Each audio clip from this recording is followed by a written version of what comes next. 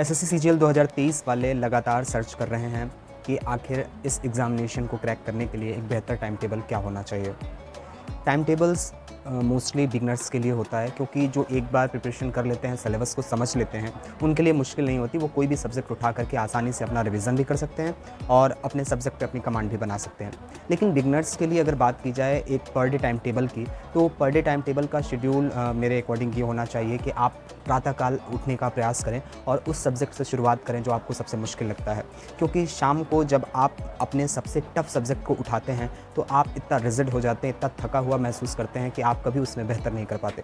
मेरे अनुसार कोई भी सब्जेक्ट मुश्किल नहीं होता है अगर लगातार संघर्ष किया जाए, प्रैक्टिस किया जाए। लेकिन फिर भी बिगनर्स के लिए कुछ सब्जेक्ट में समस्या होती है, कुछ लोगों को मैथ्स नहीं आता, कुछ लोगों की रीजनिंग पोर्शन कमज़ोर होती है, या फिर कुछ जीएस के पोर्शन पे बहुत ज़्यादा अपने आप को कंफर्ट जोन में नहीं देख पाते।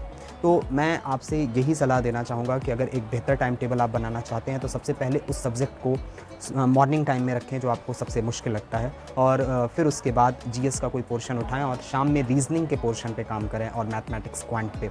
ये आपको एग्ज़ामिनेशन हॉल तक पहुंचाने में बहुत हेल्प भी करेगा और फाइनल सिलेक्शन लिस्ट में आपको पहुंचाने में एक कारगर मुद्दा साबित हो सकता है। इसलिए मेरी आपसे रिक्वेस्ट है कि जब भी टाइम टेबल अपना आप प्रिपेयर करें, बी केयरफुल और हमेशा एग्ज़ाम ओरिएंटेड होकर के ही एक टाइम टेबल क्रिएट करना चाहिए। वैसे बच्चे टाइम टेबल तो क्रिएट करते हैं लेकिन शायद ही उसे फॉलो कर पाते हैं, लेकिन एक बिगनर्स के लिए अनुशासित होना बहुत इंपॉर्टेंट होता है। तो एसएससी एग्ज़ामिनेशंस के लिए आपको चाहिए कि आप अनुशासित भी हों और अपना टाइम टेबल पर डे का मेंटेन करें। छोटे छोटे लक्ष्य बनाएं, उन लक्ष्यों को भेदने की कोशिश करें। बहुत लंबा, बहुत लेंदी टाइम टेबल नहीं होना चाहिए। 1 मंथ्स का बना लिया, 16 घंटे का बना लिया, ऐसा मत करें।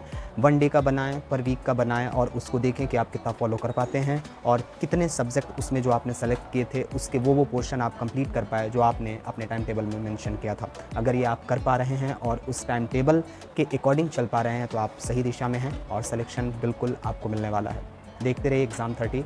हम हमेशा आपके साथ, आपके हर एक कठिनाइयों के दौर में जो एग्ज़ामिनेशन पीरियड में होता है वहाँ आपके साथ खड़े हैं, खड़े रहेंगे। जय हिंद।